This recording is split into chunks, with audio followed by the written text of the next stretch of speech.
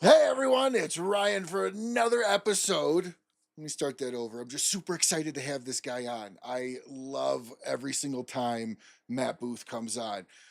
You never fully know what's going to happen, and that's part of the fun of it, right? So, welcome back to another live episode of the Rocky Mountain Cigar Show here at the Smokin' Studios. We have an absolutely fantastic guest tonight, and as everybody knows that saw the show intro, it is Matt Booth. Matt is going to be ending my year right now with this show. I'm going to be starting my Christmas break. So, no show next week, and I'll be back the second or third week of January. I think it's the third Thursday of January. So, 2 weeks. So, I'll take a month off. However, during that time period, as Steve Saka was out of the country, he was supposed to do next week's episode, but he had to leave and go out of the country to make some amazing, amazing cigars for us to enjoy. We are going to be setting a time to do the annual Cigar Claws giveaway. I have got a stack of shit right there, and it's going to be a big giveaway.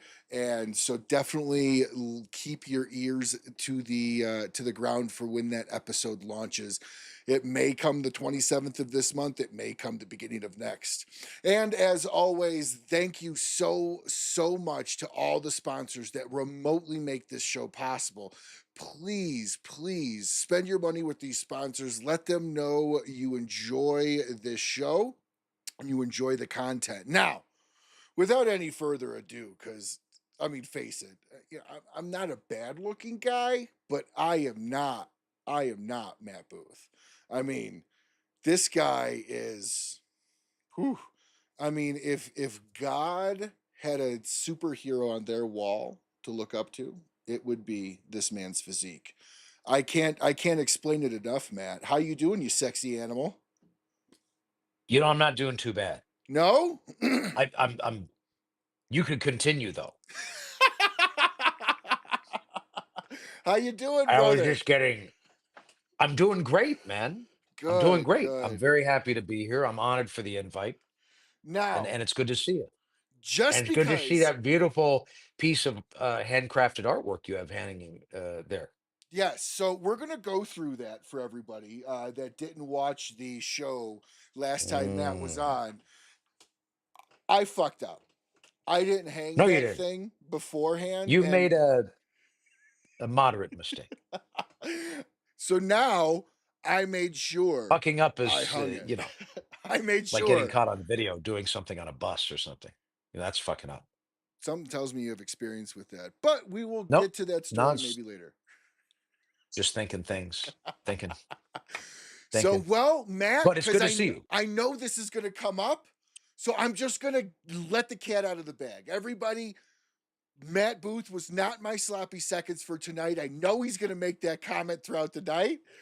I Everybody saw that Justin Andrews was set to come on. He could not, and Matt was the first and only person I reached out to the point where if he would have said no, there would have been no show tonight. Everybody, so you all have Matt Allegedly, Booth to thank for tonight's show specifically.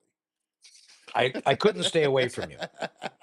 When I understood you were in dire straits and you needed a sloppy second type attendee for your show, I couldn't have been more enchanted to get that call. You know, it was like going back to being 8, 10 years old and getting the phone call. Hey, you know, this is so and so, and you get excited like you think you guys are gonna get together and kick it. And they're like, hey, do you have Stevie's phone number? And you're like, damn. It's just a number call. You know what I mean? Did anyone in the listenership in the viewership ever get a call like that? It's very disappointing. Yeah. But Did anybody ever get a informational only call before in your life? That's what I I'm don't even know what assuming to that put. Is that is. like, yeah, information only. Yeah. So But either way, I'm honored to be your sloppy seconds. And especially, second to a very, very dear friend of mine in the game, Justin Andrews, of course. well, again, like I tried telling you. Sloppy seconds would have been if I wanted to call somebody after you. You were So my many explanations were emergency necessary for you this. were my emergency contact. Well, I'm enchanted. I actually have you on all my work emergency contact information. Do you? I do. I do. So if anything ever happens, have fun.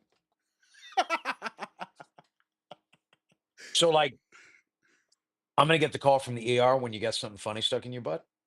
Can't get it out.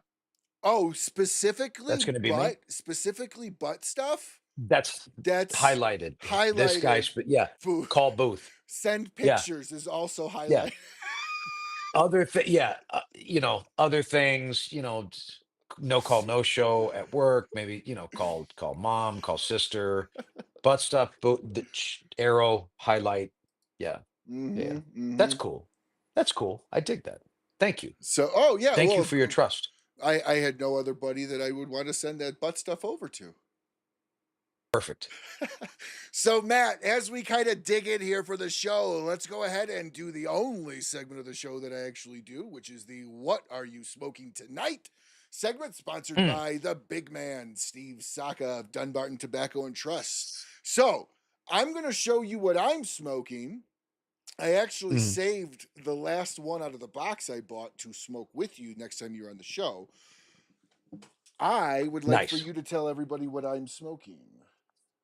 Man, that is a highly desirable and sought after combustible plant rod called the Stinky Stinky Pinky. Pinky, the celebration of our 13 years in the business. Once upon a time, it was the 13th year of our activity in this industry. We released the Stinky Pinky upon the world, upon the market. It was very well received, ravenously received, I might say.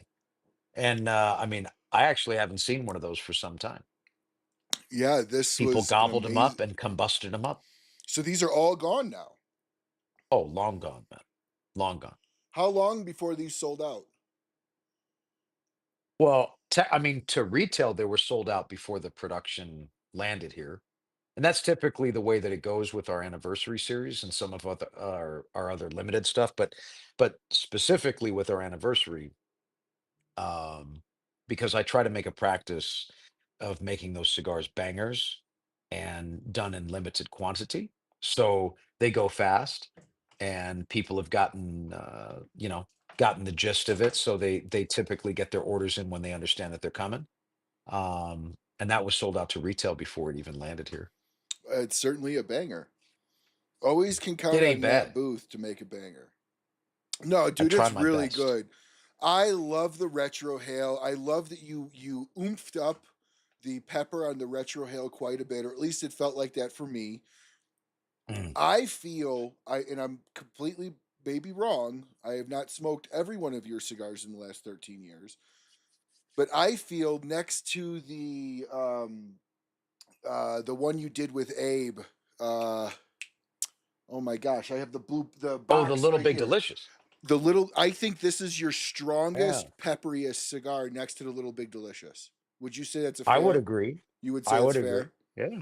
Hmm. So why did you Earthy pull and this girthy. one? Why did you pull this one so peppery? And then after you answer that, tell everybody what you're smoking. Well, look, anniversary is celebratory in nature, like I said. And I always make the blend different so that it's a unique experience. Technically, if you had in your possession one of every year, they would work together cohesively as a series and complement one another. Uh, I don't really know that anybody, I mean, I don't even have all the years myself personally, Get out of here. which Are I you probably should. serious? I probably should. Yeah. Yeah. I get so excited, man. And then I have stuff and I'll give it to somebody as a gift or, because I can't help myself. It's ridiculous. You are a So big giver. I'm a giver. I am a giver. I mean, in spite of No, you myself, I'm are. a giver. So, No, you are. but each year needs to be different. And we hadn't done something like that, like super sturdy, super earthy, super girthy, had a lot of, baritone in that thing. And Yeah, it and does. it was it was necessary. It was time for Hmm? Girth Vader 5000 to make its debut within our portfolio. I love the stronger stuff. I'll explain what you're smoking, and then I'll get into what I was gonna say. I am smoking a 4x38 of Johnny Tobacco, made for me, custom by my dear friend AJ Fernandez. You see a little factory band on it. I knew this was going to be hot fire in this size, man. I just wanted, I didn't need to try it to know. I knew it was going to be dope. So I just requested, and last time I was down there, I picked some up for myself. So maybe we do it for a production thing, or maybe not. So that's like, I but don't know. that's a what size you're smoking? 4x38. Dude, that's like a perfect dog walk or a Mhm. perfect like long peaceful walk on the beach. It is erotic. I'm not going to lie. Oh, it's I very love the erotic. smaller cigars. I mean, this is why we made Papi Chulo a standard offering throughout most of our blends over the years, and that's 42 by 4, not 38. But because it amps up, it's short and sweet. It typically amps up the potency of the blend mixture a little bit, gets a little hotter, a little sturdier, gives you good retro. I favor it. I I I like the smaller size. My go-to, if I only had one size to do for to smoke, as far as size range, it would be between 38 and 48. Those are Hmm. my go-to girthiness. Mm. Yeah, right? Ah, Right. it's more svelte, It's not girth. it's more, oh yeah, well Svelte, not girth. it feels better in the mouth. It's more pleasant in the mouth. It's Absolutely. not. I can't disagree. So thank you so much, Steve Saga, for sponsoring the "What Are You Smoking Tonight" segment here on the Rocky Mountain Thank you, Steve Cigar Saka. Show. All right, we You get, know, yes. Steve Saka, I will say this. I fucking love that dude. And Dave Lafferty, by the way. Hello, Dave. He wrote me probably one of the most phenomenal, professional, heartfelt, friendly messages when I sold the brand to General in a Really? text. And I told him, I said, Steve, I want to print this and like hang it and frame it and hang it in my bathroom so that I can read it every day. He was just very, very kind, man. And it was cool. He's a pro. Well, What can I say? something that, and I've thought about this. I mean, you and Steve kind of came up together in a sense, right? Because he was at running a company, getting his footing in at Drew Estate. You were getting your footing in with Room 101. You started Room 101 Brands in what, 2001, and then the cigars released in 2009, 2003 for the brand and 2003 then for the brand. '09. Yeah, but I was learning this business from kind of like the concrete level in market in the Correct. States. He was already way ahead of me, man. He was already Correct. working in a factory, But all when that he stuff. left Hmm. and started his own thing, Hmm. that's Hmm. where I think I think the guys that are successful that start a cigar company and they're successful in this and they've been around, once you hit the 10-year mark, you're pretty well Uh-huh. established. Um, I think a lot of times it's the camaraderie in there, like, dude, good for you, man. Like, I would love to be in a position to maybe do that. However, it's great to see you grow. I've known you for a long time. Like, you're doing kind of where I see, because I've even had this discussion. There's some people that are the brand. There's some Mm. people that when the brand is taken over and they leave, the brand does suffer. Like Morris Day was the time. Yeah, I think without a shadow of a doubt, you are Prince was the revolution. yeah, you are your Room 101 brand and Room 101 cigars needs Matt Booth. I Um appreciate you saying that. Um, I've done my best to try to create something that maybe someday wouldn't, but I'm very emotionally, spiritually, so. and sexually connected to my brand and to my consumers. You know, it's a hypererotic intergalactic exercise on all This is true. fronts, on all levels of, uh, any level that any way, any frequency that you could receive input, we're transmitting, you know. And it is a very personal exercise. And I think that this industry specifically has afforded myself and several other folks the platform or the stage to really connect in a very human and authentic, viscous fashion with our consumers and with the market in general. You know, I a lot of soul driven branding in this business.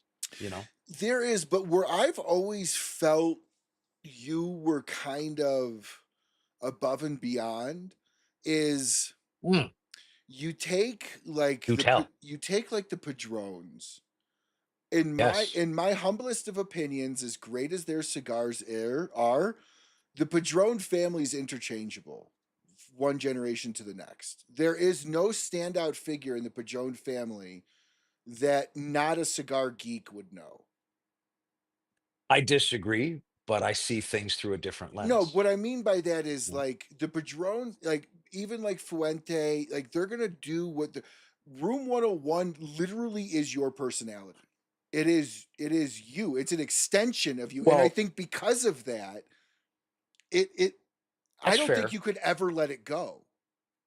That's fair. It's not only because a lot of the products that we make are, in many ways little exercises in my little mischievous nature too. Correct. But that's Correct. authentic to me and therefore Yes. authentic in market as realized as product, right?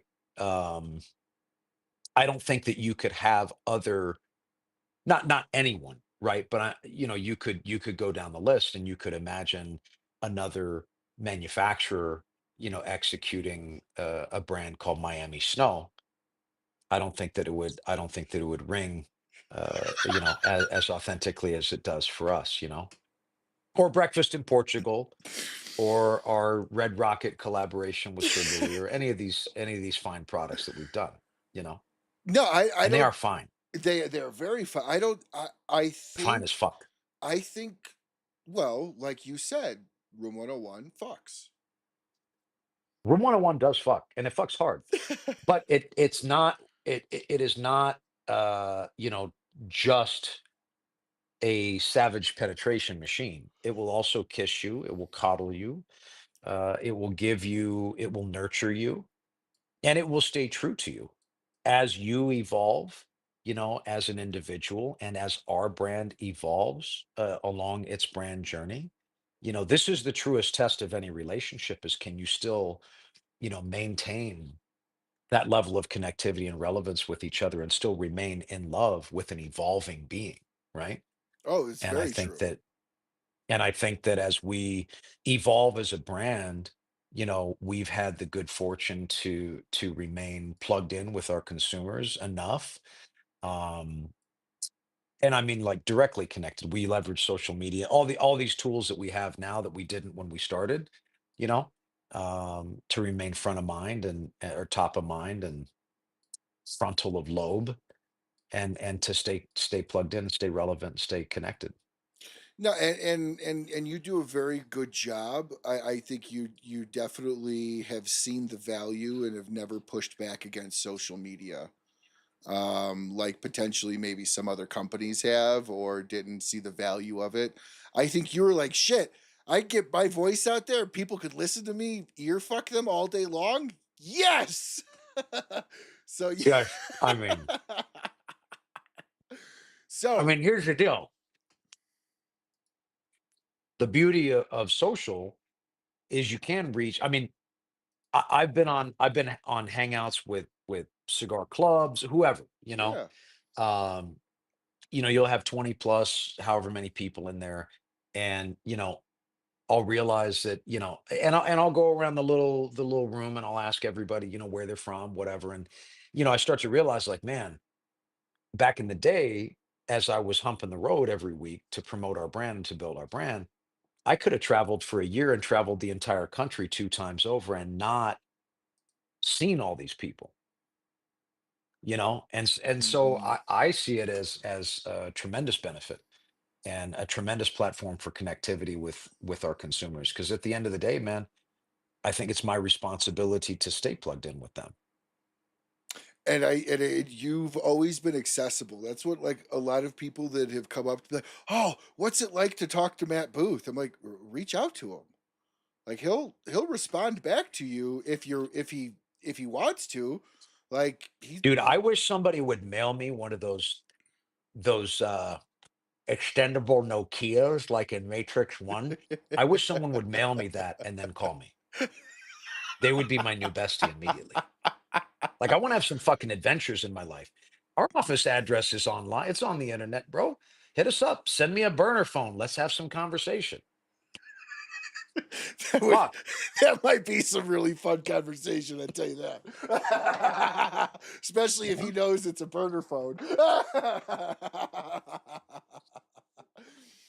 So Go buy a couple of those, 19 to 97, 2001 Nokia joints from the street vendor in Thailand and fucking mail me one. the old candy bar phones that are like this big. Yeah.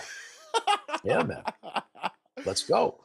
Well, Matt, I did something tonight that I don't normally do for guests. But I did this a long time ago when you first came on my show. You've now Mm, been on my show every single year. I'm coming up on my 4-year anniversary of the show in February. So I did something a little different for you. We're gonna travel okay. down Matt Booth memory lane. Now, I want to know what year did you really start to grow your hair? COVID, bro. 2020. 2020. Okay. So 2020. what we're I gonna started to grow it. I had decided I was going to grow it out right before COVID hit. Like my last haircut was like January of 2020. well, don't go cutting it now because we're all used to it now. I don't know. I know it's fucked up, right? I bet you it'd be like, when if you've daughters never seen you shaved and you shave, they freak out. I bet you get a bunch of cigar guys like freaking out and crying that you cut your They'd hair. freak the fuck Like you're out. Samson, right? Like that's your power. That's your strength. I like wearing it long, dude. I never in my life thought I'd have long hair. I mean, even when I was in the Marines, I used to shave my head bald. You know what I mean? And I always kept it in some form of. Of course, I grew it. You know, when I got out, I grew it real big, but like out. It was just like a giant sphere on my head. It was super cool, man. I should find you some pictures of it. No, I would love to, but we're gonna look at a little bit of memory lane for Matt, and I want you Okay. not the whole clip.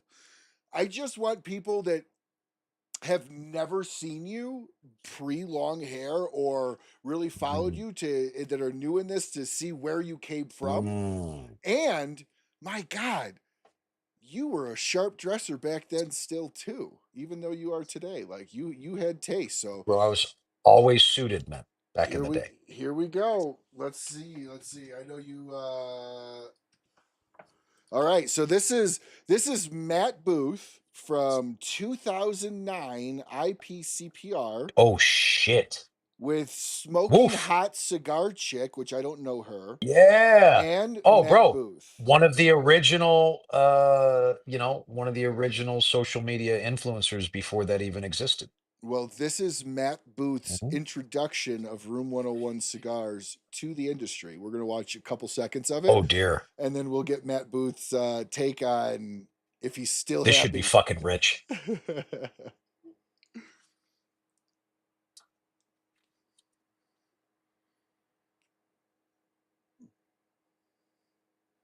I can't see it, bro. Oh, only they can see it, huh? They could see it, yeah. But it's yeah, Okay. if yeah, I don't know why you can't see the screen considering you should be. Could you scroll down or up on yours to see it? No. Mm. Oh shit. Oh, Now, you're oh good. there. You're good. No. No, man. I can't. Okay. Well, I this can't. It's just is you and me. All right, so let's see here if I can do. Oh, that's why. Now you should be able to see it. Oh, Matt. Matt jumped off on that. Oh, there he is. Matt, now you should be able to see it. Oh shit. Now I see it, bro. All right. Look at that. I had the wrong input for you selected. Look at these effects, bro. I'm like in a little orb here. Well, you're Yeah, right there with me. Look at you. I know. Look at that. So Look at that. Like a child peddling tobacco products. Look at that. so Amazing. this was your first release. And this is the Hmm. 323.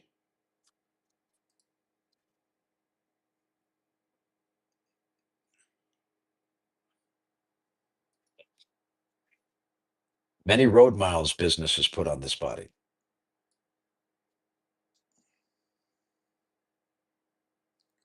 How funny, man. Okay, so we're not gonna. It's a few minutes. I challenge everyone. Go online to YouTube.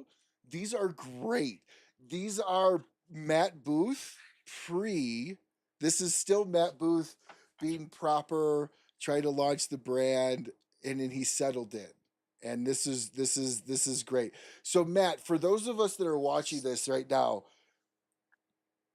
I I think a lot of people might be taken aback with you in a suit and tie. I still wear a suit, bro. They did a feature on me for Enthusiast Report. I'm going to be in a suit and that. I just, you know what? Honestly, bro, I loved wearing the custom shit. I just got tired of traveling with it, man. It got to be too much of a hassle. You know what I mean? Kevin said you look like you belong in the Matrix.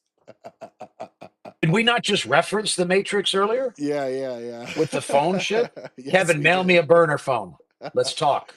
And then Tyler Kev, Richardson says that he still has some of your Room 101s cool. made by Very cool, man. Camacho in his Yeah. humidor. Yeah. So, When I came into the business, I licensed the brand to Davidoff. They had just acquired Camacho, and we flew it under that banner when we launched it in '09. And the boxes actually said blended, specially blended by Camacho Cigars on it. well, I had fun going back through these because again, I'm used to the long hair Matt Booth, and it's weird to see you so young, first of all, and inside the industry and launching Mhm. your first run of cigars. What did Matt Booth? What was in your mind in 2009 at IPCPR? Were you all butterflies? Was it all business? Was it fun? I mean, it was fun. It was a whirlwind, dude. It was, I launched Room 101 Cigars thinking that, we were going to create a very unique and a very unique extension to our brand, a complementary product, right? An ancillary good. I never realized how deep we were going to go inside this business, or rather, how deep inside us this business was going to go. But that's kind of its nature, right? I didn't really know that I was on the cusp of finding, well, I had already found, unbeknownst to me at the time, I think, but my true home in business, Mm-hmm. and a place that ultimately would become a tremendous foundation for our brand to grow from even further in all across all categories. So I'm going to ask you a serious question here. What is a Matt Were the others Booth? not serious? No, well, of course they are, but I'm saying like like I, an I'm very introspective serious right now. in an introspective way. Mm, What was the mm. worries of Matt Booth in this video versus Oh, today?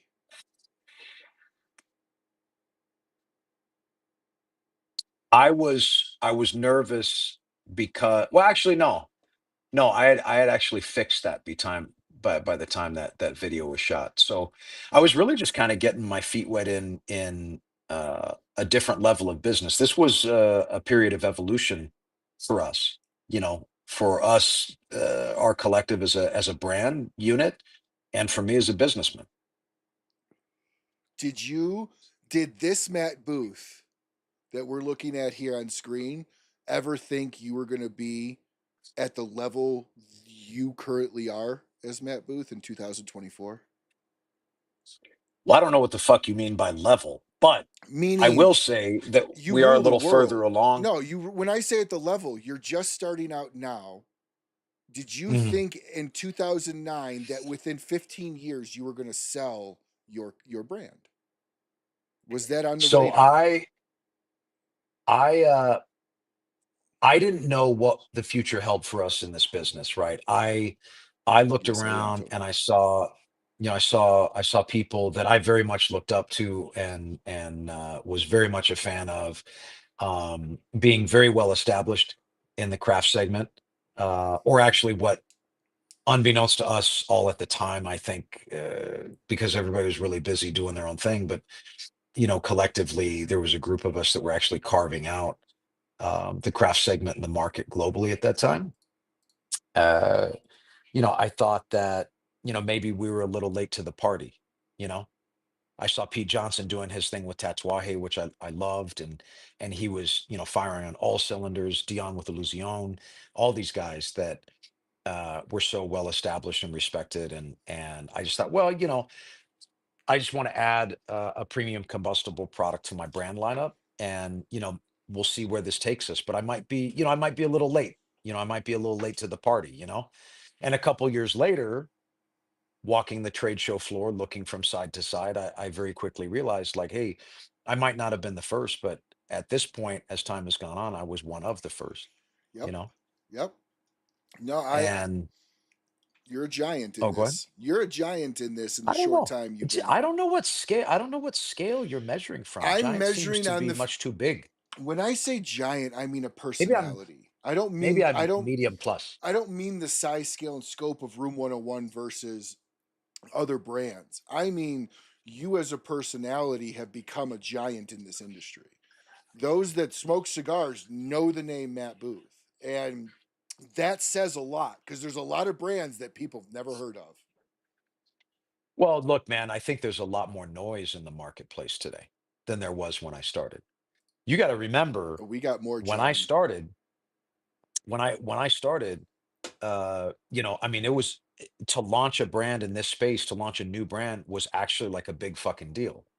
I mean, Mm-hmm. we ran full page ads in Cigar Aficionado, in Esquire magazine, and a couple other Cigar Snob, Cigar Press, like all these guys, full page. It was a big deal. Everybody came through to interview me. Everybody, uh, I'm sorry, son. I'm just trying to air out the cribbo for mom. She comes home. My son, this is making him cold. He's closing the door. Gonna fill the house with smoke. It's good. Mom will love it. So, uh, but it genuinely was like, it was a really big deal. And as I as I progressed in the industry and became friends with more and more people, I had guys that were, um, really established, like hitters in the business, larger company owners, in one form or another at certain points, that told me, like, hey, they were very aware of us coming into the business, and they were watching, to see what we did. And you can imagine, fast forward today, at this point, basically 16 years in the future. I mean, there's a new brand. I mean, I think guys are buying bundles from CI and putting bands on the cigars in their fucking kitchen and putting them on Instagram. There's a new brand every 17 seconds, like nobody gives a fuck. And so it takes a lot more potency and noise, eh, not just noise, but validity, and I think merit, to both your brand and your product, Yeah. to punch through all that noise, man. There's just a lot more noise, man. No, You know, I would I agree with think. that. I would agree with that. But There's I mean, could you 500 new imagine brands. a brand launch being that important now? No. I mean, the only thing that I've seen, I mean, and trust me, with respect, I'm in no way, shape, or form comparing myself in any way, right? But like the amount of attention that, like, like the Padron Fuente collaboration received, like it was a huge focus item, right? Like there was a similar level of focus given to this brand being launched. Everybody wanted to know what the fuck this was all about, you know? Well, And that could, I mean, just couldn't happen today, I don't think. You No, know, I don't think so either. We have a real quick question here from Tyler before we show the Tyler, next you ask clip. it. Ask your question. Where is your gin made? We make it in Seattle, Washington. There you go. You got it in Seattle, Mhm. Washington. It's very, very good gin too. I am not a gin guy. It's very good gin. It's Well, exceptional it's gin. engineered to be different.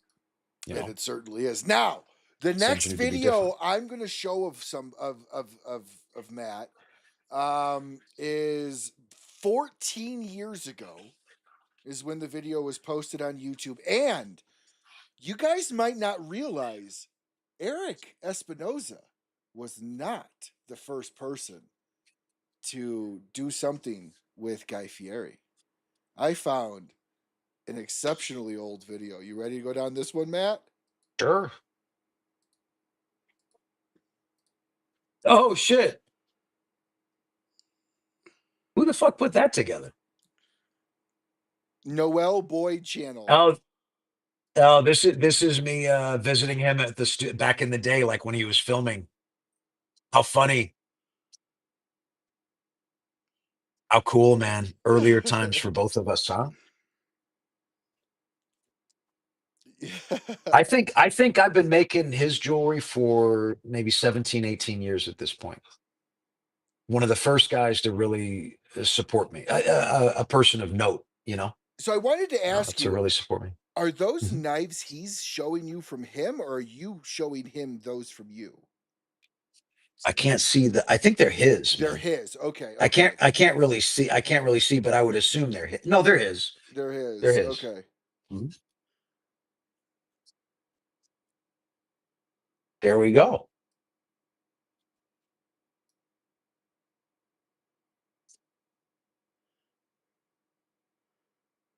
Are they? Can they hear whatever's going on? Yeah, they should be able to. And I'm just talking over it now. Is No, that no, what's you're going on? fine. So, Oh, okay. um, how did you make that relationship happen? You've been making his jewelry for over 15 years. How did you make that Yes, relationship since happen? before I was in the cigar business. Correct. I was introduced to him by a guy that was a client and a mutual friend, um, uh, named Jot Condi. Shout out to Jot. And I was making Jot his like second or third piece because we have a lot of repeat custom clientele. And he was in the restaurant business as well. Actually, a lobbyist for the California Restaurant Association at the time.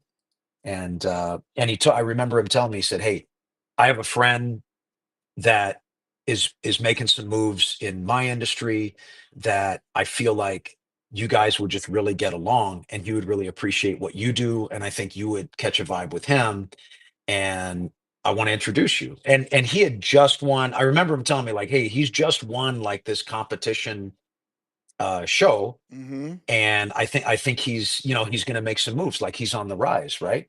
And he's going to do big things in his career. And I think you guys would hit it off." And he connected us for a call, and that was it. That's right after he won Next Food Network Star. That's correct. Yeah. Whatever the first competition, I think that's what it was called. It was like the competition show that really kind of launched his TV career. Okay. And then how does one become a jewelry maker of the rich and the famous like you have become? I mean, look, the same way that I became a purveyor of combustible plant rods for our consumers. A lot of practice, a lot of sleepless nights, a lot of work that nobody ever sees to be able to create a product that resonates enough that people want to buy it. People, and in that case, people want to wear it, you know? It's actually the style of jewelry we make is a very personal commitment. I think it would be easier for someone to convince a cigarette smoker to change the brand of cigarettes that they use versus someone to change silver brands once they're linked with one. Okay. And Mhm. obviously, you're obviously still that friendship still exists. You're still making Of him course. cigar, or you're still making him his jewelry. Of course. Now, is he a purveyor of all of Room 101 brands, of the gin and the cigars too? I mean, he has them. I mean, he has some, he has his own, products in those categories. So, I mean, I'm sure he enjoys them privately. But That Matt stayed ever the quiet one. He knows guys picking up the Room 101s every day. John, you asked a question. Why in Washington? It's because that's where Matt lives. That would be my guess. Your gin, Matt. Why Washington? it's not because we moved up here. It's just because we found the correct distiller for our product here. Well, there you go. So I'm going to do this little Mhm. test before the next one because the next one's a good one. I had to dig for this one. Mm. And I want to make sure everybody can actually hear. So I'm going to play a little bit of a clip of a different of the Guy Fieri thing again, just to make sure that everybody could hear. If you could hear it, please let me know before I play the other one. Hang tight. Let me know if you guys can hear the sound now. What is that? Sorry. Can you guys hear the sound? Is that good now? Bruce, John, Richard, any sound out of that? Oh, I so hope so. All right. Any sound? Any sound? Come on, guys, help me out here. This next one's a good one. I'm serious. I can't hear shit. You can't even hear it, Matt? Okay, now they can hear it. Now they can hear Okay. it. Okay, here we go. This next one, guys, is unreal. We're going to watch this full thing. It's 1 minute and 15 seconds. It is incredible. All right, here The we fuck go. is this? Yo, just hang tight. Here we go.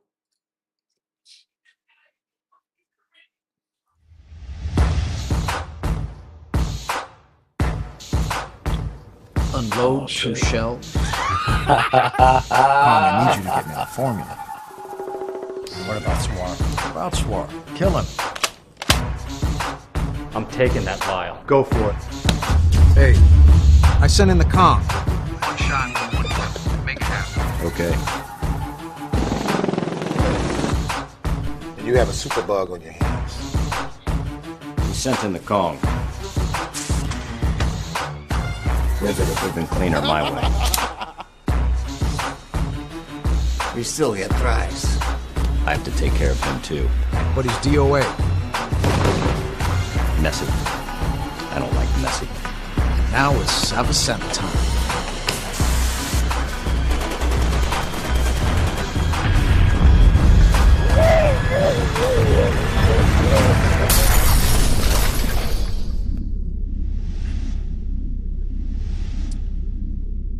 This has got to be the greatest movie never made. That was pretty fun, man. That was What pretty was fun all doing this all that shit. about? Has anybody ever seen this, guys? Please let me know if you, outside of maybe Kevin Shahan, because he's a sick researcher. He is a sick researcher. Nobody's The probably sickest. seen this. So, Matt, what is this Operation Smokescreen, and why was this never So, made? so look, A, it should have been made, right? Yeah. B, this was a super cool idea that the guys at Famous had, right?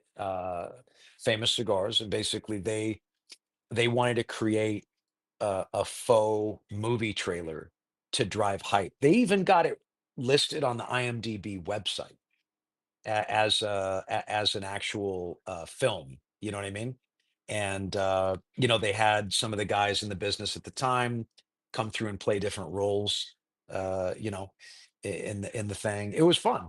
It was fun. I think it came out pretty cool. All right. So Kevin asks a detailed question. Um, yeah. Okay. So the volume was low, but everybody got to see the trailer. All right. You can't make everybody happy.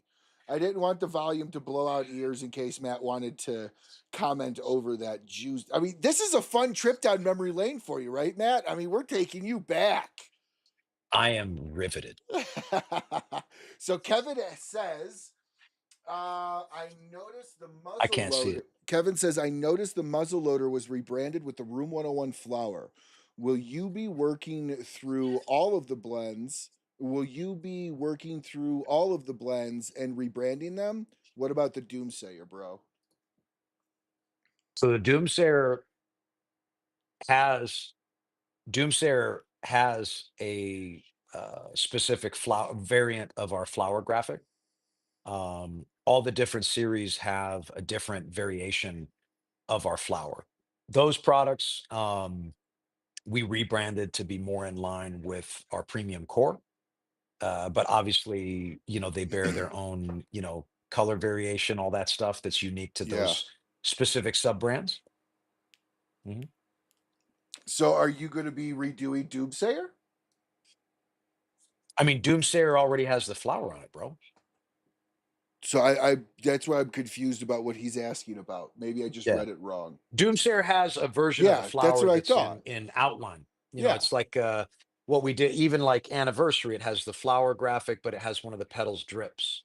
You know, they all have kind of like a modified version of the flower. Hit and Run has the flower graphic, but the petals have some distortion and mixed coloration to them, and Now, so on. Matt, I when I was going back through memory lane with you, through Mm, YouTube, yes, digging digging really deep. I mean, really getting in there deep. deep. Um, like elbow deep. Mm, Um, mm. Like what somebody was trying the to artificially inseminate an elephant. what was how did it seems like you did quite a bit at the launch video wise. All these videos are close to the very beginning of your company or within a few Yeah, years. You really, yeah. really did a lot of We branding. we did a shitload of videos. We did a shitload of branding. I even toured when we did the road tours. I would travel with a small digital camera and take little anecdotal videos and whatnot, and then upload the antics. And they were played on our original cigar website at the time through a portal there because social media didn't exist at the time. Basically, like we were creating guerrilla like reels before reels existed, right? Before Instagram existed. Well, now that you have an entire team underneath you at your Mhm, becking call, you should mhm. you should bring all of these back into your space, man, just for fun. Categorize them and keep them because these I had a lot of fun going back through these. We have a catalog of all that material. Not that I watch it, but we have like all the links, saved, and so we can, if we decide to pull from it. I think I've been fucking around with the idea of creating some sort of episodical kind of journey. it- Call it a document, call it a visual, call it whatever you want, but something that communicates our journey in this business. Because you don't remember that stuff because you came into the game after, and a lot of your viewership came into the Correct. game after. And most cigar lifespans, to be honest with you, last 3 to maximum 5 years. The intense followership, right? Like they fatigue, they move on, they become former casual smokers, and then a new echelon of super hot and horny people come in to be the new, hardcore fan base. Yeah, it's true. Every 3 to 5 years is a complete rotation, Sure. basically. And so, but people that have been in the business, 15 years or longer probably remember more of those than you think, or maybe they actually, you know, in an act of subconscious self-preservation, their mind deleted them, but they're still living in the back of their mind, Would rent you free, of course. would you agree with me that social media in 2009, 2010, probably all the way up through COVID was not what it is for the cigar industry the way it is today. So maybe there was a Yeah, lot of people that never saw these videos ever, but smoked your agreed, cigars and didn't know they existed. agreed, agreed. So when are we going to get to see Operation um what was it? Smoke screen, Smokescreen. When do we get to see operate. that? You got to email the guys. I challenge everybody to email the guys at Famous and say, hey, we demand Operation Smokescreen. Right here, Danny Nippers is saying we need a live action Little Big Delicious movie. We could do it. I'd love to do it. I fucking love. There's so much. You know what, man? There's so much shit I'd love to do, and you have to balance between getting the work done, but then all of that stuff is an embellishment and an additive to the work, right? It gets very confusing. The lines continuously get blurred between what the work is, because the work is all of it, right? Mm-hmm. You know, What has been one thing that is no longer on your mind that you were able to let go when you sold Room 101? fuck, I don't know if anything's not on my mind. Really? So you Just still not, have that just not in same my mental nature. involvement?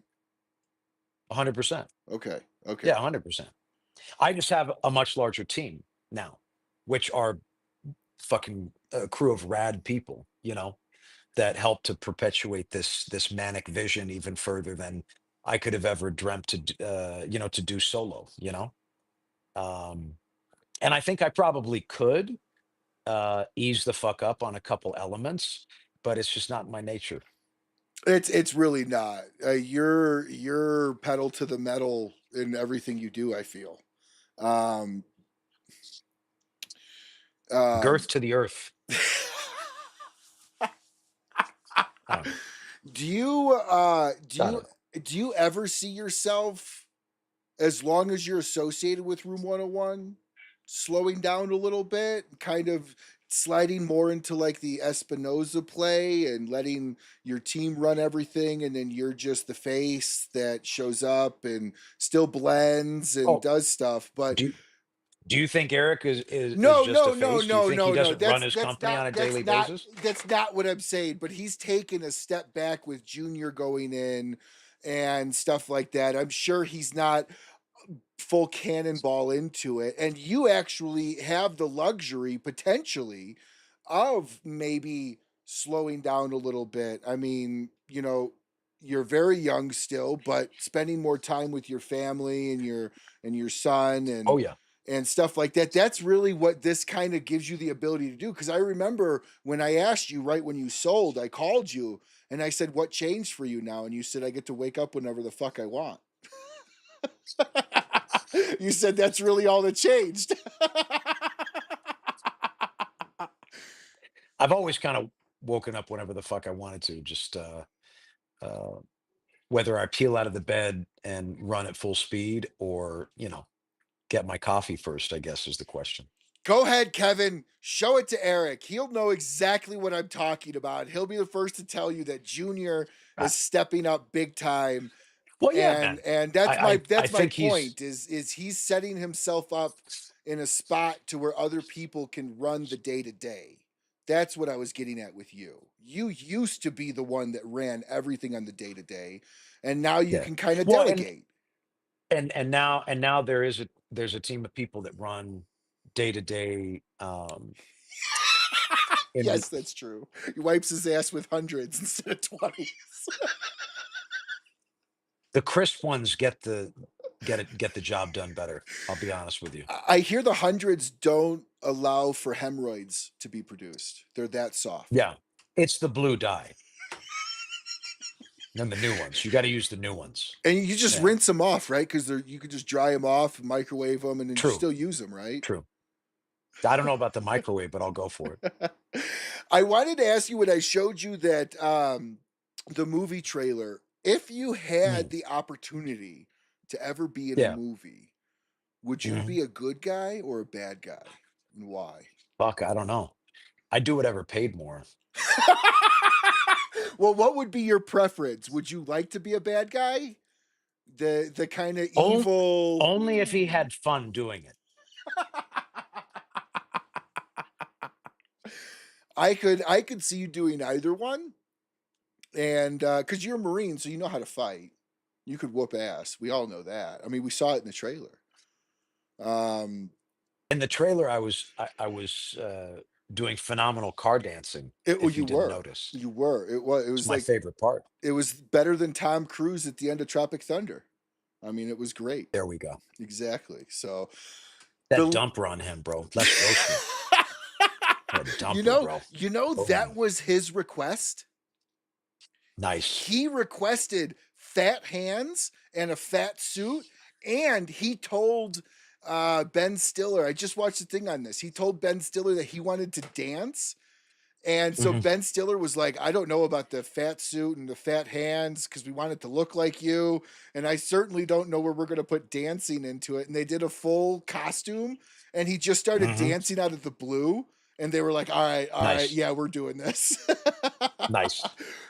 Kevin asks, what would be your weapon of choice? Now, that's a great question. If you were an evil villain or a good villain or a good guy, what would be your weapon of choice for both? Speculum laced in turpentine. A speculum laced with the stuff that the bush people put on their darts. Can I say bush people? I don't even know anymore, but you know what I mean. Indiana Jones. You know? Except funk. Oh my gosh, that is so good. Same for both, by the way. Would you consider yourself more of a good guy along the lines of Deadpool or more of a good guy along the lines of Batman? Oh, I mean, Deadpool has a good time dispensing justice. I Mhm. like his style. I really do. He has a good time and still gets the job done. You know, He does. We had talked that about this. regeneration thing is actually very helpful for him too. It is the tiny hand. Yeah. That really is a good movie. And we talked about this. I think you should try to reach out to Ryan Reynolds. I think you guys would get along great. You know, man, I think he would enjoy our combustible delights. I I think, do. the crazy thing is about some of these guys, like I genuinely feel like his genuine personality bleeds through in what he does, right? Oh, for sure. There's some people that you get that feeling for, and I think he's one of those people, at least in my opinion. So if you could break through, because there's all these, you know, layers of shielding and guarding and they're in a different position now, but like if you could punch through all that and just be cigar on a couch, not wicker furniture, but like a nice couch somewhere, with some good ventilation, whatnot, nice view, maybe some pleasant oil paintings around us, something like that, we could have a very nice conversation, I think. I think you guys would have a very intimate discussion.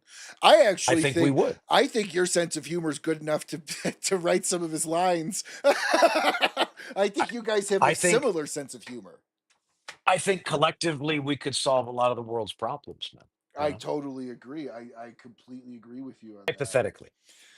Now, do you've had the fortunate ability to probably meet several celebrities across your time on this planet in the industry? Obviously, Guy Fieri, and I'm sure many others. Do you Mm. subscribe to the belief of never meet your heroes or never meet the ones you look up to because they might not turn out to be who you think they are?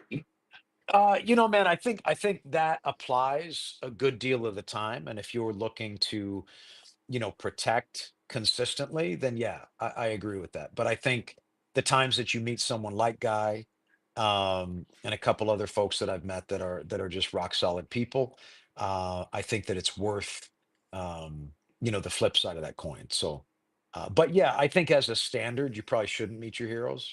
You know, I think that's Well, a good standard. it's tough, right? Because everybody's like, "Oh, I love this person. I love this person." They meet them, and they might have just had a bad day, and they tell you to fuck off or something. And now you're like, "Oh, I hate this person."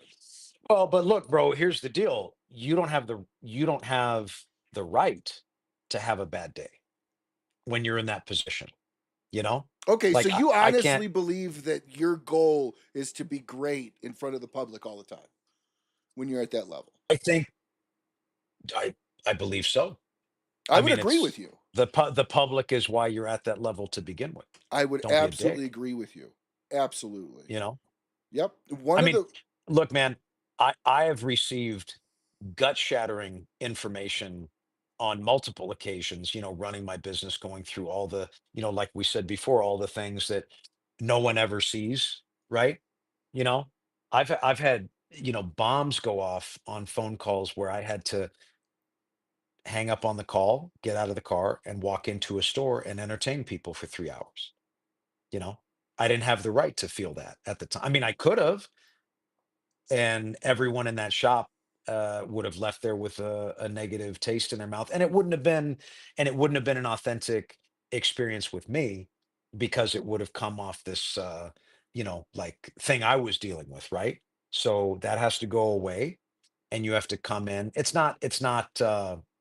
You know, it's not an exercise in being less than authentic.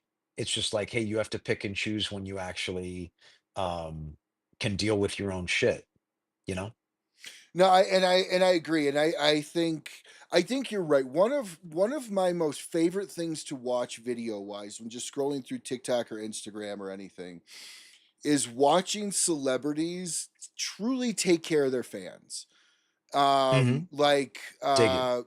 when they call them up on stage, Foo Fighters, David Grohl. Is Hmm. infamous for this. He brought a kid up on stage to play the drums when he had a broken leg, and he turns over to the kid at the microphone. He goes, "You better not fucking suck," and the kid just blew it out of the Ah, water. Like stuff like that. nice. Like it's stuff like that that keep your fans loving you, and it's that one Well, and interaction that can change it. but I think that's also genuine to him. I don't I think a lot agree. of people in his position have the genetic makeup to allow something like that to happen, you I know? agree. I I think it takes a agree. special kind of motherfucker to behave that way, you know? I agree, and that's why it really kills me in the sense that like I just completely turn off to people when I watch people walk by an audience member or a little kid. That's what hits me the most. Like a little kid holding out a baseball or holding out a Mhm. football, and they just walk right past them. Like, dude, you don't even understand. If you give that kid a little bit of love, they will love the entire brand for their entire life. Like just that 30 seconds of nothing to you is a Mhm. lifetime follower for the rest of their Well, and existence. look, man, and you got to remember too, like they might not have seen him, No, like correct, they, correct. that could be the 30 seconds where they're like, okay, I just have to get to the fucking stage so I can shut my brain off and I can do my thing, and then I have to go back. I mean, they talk about people, getting the news that they're going to get divorced or a family member has just died before they literally have to play a show or something like that, and they lock it up and they go do it, you know? Yes, Now, and not you don't everybody know what does that. Some everyone's people going just through. shut it down, and but at the same time, goes back to my initial point. Like, you have to be like sharper than the fucking, sharper than the sharp, right? And you have to see that kid, and you have to stop, and like, to the best of your ability, you Yeah, know. and that's why At the you end of the day, often everybody's see human. their handlers will stop them and turn them back around and point them to Yeah, like, somebody. hey, you missed. Yes, yeah, Yeah, yeah. So yeah, and stuff that's like and that's that. good. No, Yeah, that's really yeah. good. So we're gonna continue now. By the way, everybody, this is not gonna be the length of a normal show. Matt Booth is gonna decide when we end the show. So if we go for 4 hours, we go for four. If we go for another 30 minutes, we go for another 30 minutes. Matt's a busy guy, and he gets to decide when he's had enough of the show tonight. What? So How long has the show been so far? an hour and 6 minutes. I have to go to the airport.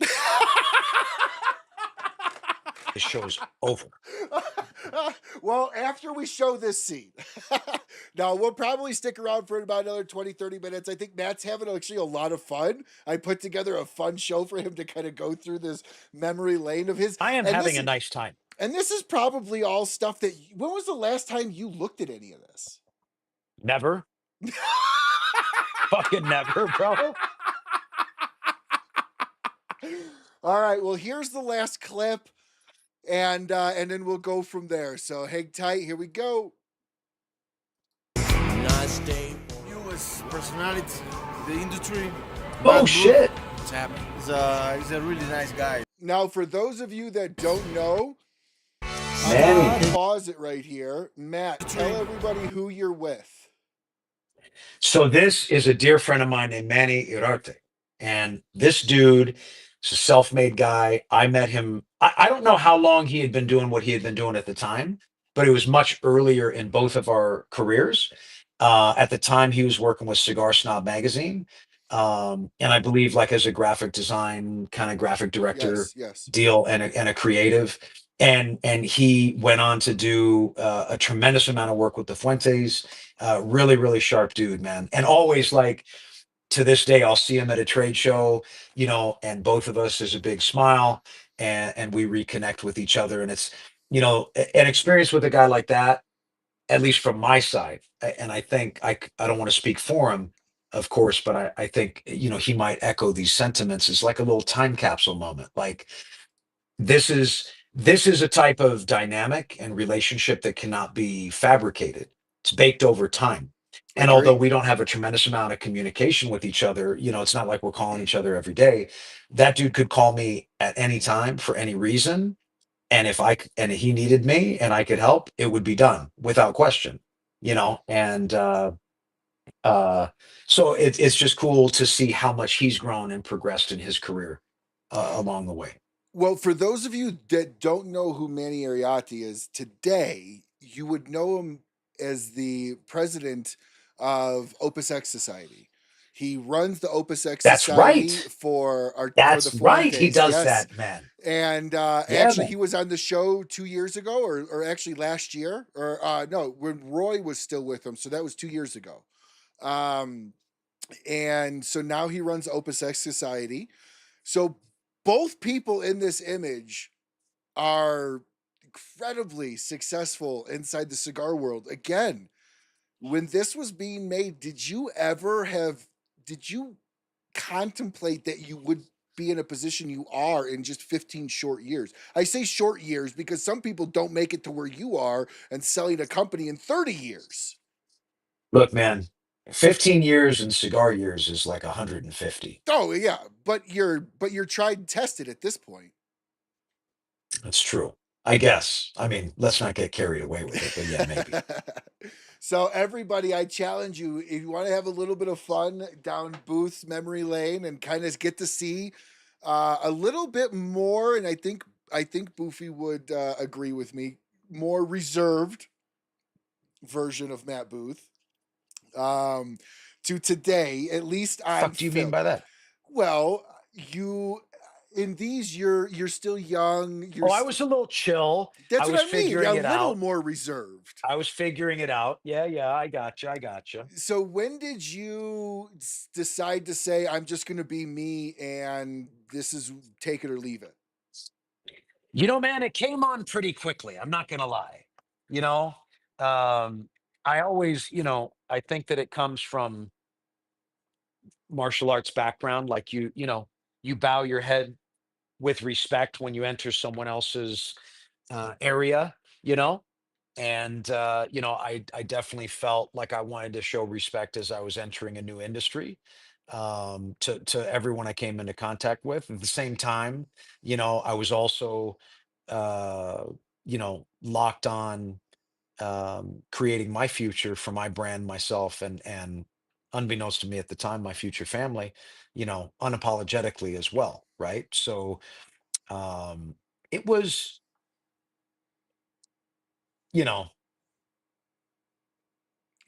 a myriad of bottles of Jägermeister and maybe 2 years into it that really uh, unlocked everything for me. But at the same time, I'd say it's been a process. So um, me today is built off of me yesterday, and so on and so forth, just like you or anybody else. Where do you see where do you see your next expansion in this industry going? Male enhancement formula infused cigar. God damn it, I love you, dude. Male enhancement infused cigars. I'm gonna call Risty because he's putting all that weed shit in the cigars. I'm gonna figure out how you do it, and straight up just bone dog rods. That's what we're gonna call them, bone dog rods. That's gonna be it, man. Combust and thrust, little smoke and poke. That's what we're gonna do. You heard it here first. I gotta do this, man. Hey, if somebody out there knows how to put Rhino 5000 into a cigar, you call me. We're gonna make it happen. Okay. Now I gotta ask because I do think that if there was somebody that You would got to be turn that into a soundbite later, please. oh I will I have to be able to promote the fact we're on this show. That's yes a good soundbite. that's a great soundbite. I'm gonna rewind it. Okay, we're The at fuck is minute. Rhino 5000? I assumed it Fuck was it. a pot in They all have Washington. numbers. No, the Rhino, they all have different number. You go into like the 7-Eleven, it's like Rhino 500, Rhino 700. You know, there's one that's like a little chrome rhinoceros. I want to find that one again. Not that I took it, but I was enchanted by the packaging. It's like at a lake somewhere. It's some sort of little mini market thing. Now I didn't buy it. One of my greatest regrets. I am curious to know if given the opportunity to make a marijuana cigar, I don't know if you partake in any of that. Quite frankly, I don't really care. I live in Colorado. Take that for that. Would you ever be open to developing something like that? I mean, I'm never closed off to develop anything that is related to the evolution of my brand or our products, or quite frankly, to evolve, by category too. So I'm all for whatever, man. I definitely am more enticed by the idea of male enhancement.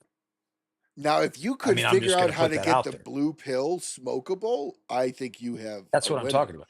Well, I mean, I think that's different though. I think that's like, you got to use it. It's like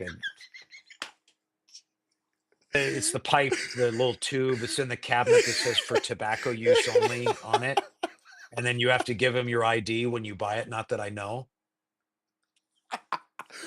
Ah, One last mm, memory lane picture. Now, this was talked about okay. last time. This is just a picture. You were on my show. And Bruce Okay. Stark was yes, Bruce, I had this one already loaded and saved to show tonight.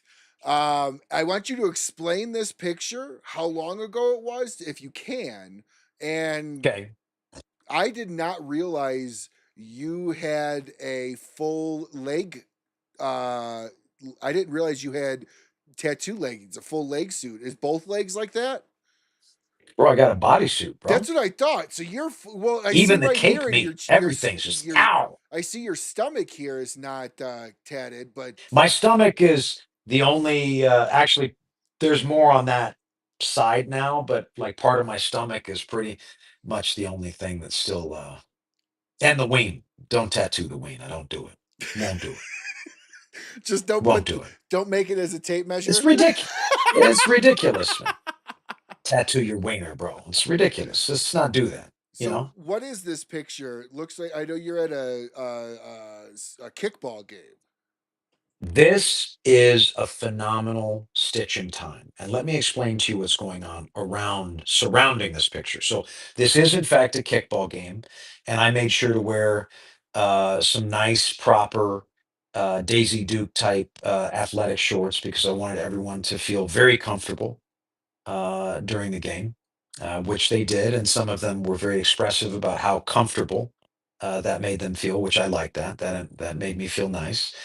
But this was a component of the Chattanooga, Tennessee tweet up, which to this day is one of the finest evolutions in craft cigar culture history that hails from the golden era of the boutique brands. Well, your Unmatched, colors are unparalleled, amazing. and never to be done. Oh, thank you. Thank you. Thank you. Thank you. Thank you. Thanks for noticing. Do you still have those shorts? You know, man, I don't know what happened to those shorts. Probably raffled them off after that. Nice and sweaty. But ask anybody, ask around the vets that are in the game, ask them about the Chattanooga tweet up and ask them about that time in the business. And I think that they will all think back, smile, and speak very fondly of that era. Yeah, Bruce says the tweet up was from 2014. Every player had to smoke a cigar while playing. Mm-hmm. Now, Kevin, and part of me doesn't know if he's joking or not. Says he has a wiener sleeve. I don't know. I'm gonna check it out the next time I see him. Turn your head and cough, Kev. Yeah. Which head? That's the real question. I'm gonna get in there. Hey, as long as it's hard. The only tattoo that would make sense on the ween is like a tape measure tattoo, because you don't want to brag about the lack of. If it, Mhm. if you're more of a grower than a shower, you don't want just that 1 inch showing. Understood. I mean, hey man, it's your world, bro. You do what everybody's dick is different. You gotta do what's right for you. So, Matt, as we're closing this year of 2024, Mm. what has been your best memory, or not memory, but what has been your best recollection of 2024 for Room 101 this year? I mean, just continuing to get our sea legs better established under our carcass with the new organization and setting the building blocks in place for next year. Going to be global expansion, a lot of big things on the docket for us next year. So it's just been a very empowering year overall. You know, Oh my God, he's not joking. He has his bag inked. Oh, okay. So Kevin was not joking. Uh, wait, you send a pic? yeah. DM me, hey, DM me a pic, bro. Don't fuck around. Don't, don't, there you go. Send it to Booth, man. Kev. So, Mm. now you've been with General now. When were you officially bought by General? June of 22. So you've gone through 2.5 years with General. Hmm. Hmm. What has been the biggest thing that they've been able to offer you that you couldn't get before? Well, man, I think. Well, I mean, there are many, but the first thing that comes to mind, because I'd like to authentically and impulsively answer your question, actually was connected to a statement I made just prior. Right, I said we're building up for an international expansion next year, full distribution through Europe and Asia Pacific, and I said that like an intoxicated person. Asia Pacific. Asia Pacific. He's Thank drinking his you. gin. There we go. There we go. No, man, but perfect example, and I'll try to keep this less than long-winded, but it requires dynamics, right? So I work with a gentleman in the UK named Scott Vines, and he runs a company called Tor Imports, and their focus is to bring to their community, their world, their market, what they refer to as New World cigars. Okay, so New World cigars are non-Cuban cigars. Okay, Mm-hmm. this is what they call our cigars, right? Our cigars, and many others. Um, and Scott and I met through the long one, Rosewood, Robert Caldwell, my dear friend, and we fancied each other, not romantically. Well, maybe not him to me. I find him savagely attractive, You like the tall and ones. always will. I mean, he's not that tall. Oh, Rosewood, yeah, yeah. I mean, the cabbage, bro. So the Scott and I decide, hey, Scott decides that he'd like to place our brand in his portfolio and represent us in the UK. And I think fucking great. I'm over the moon because I'm hyper selective. And he was who I wanted to work with. He was who I wanted to represent our brand if we would have the opportunity. And at the time he was preparing to launch another brand in market, and he said, hey, if you could be patient, hang tight, Matt. I only launch one brand a season because I like to give them an honest focus, and I don't like to cloud the atmosphere with a lot of noise. Like we're gonna focus, we're gonna launch one brand, and we're gonna hammer with them throughout the year and get them established, and then the next year we'll be ready, in theory, to take on another brand. And I'd like you to be that brand the following year. So Amazing. I said, of course, without question, I'll wait for you. So my man edges me out theatrically for about a year. And then, obviously with my agreement, of course. And then we launch in the UK. Now, then we launch in the UK, and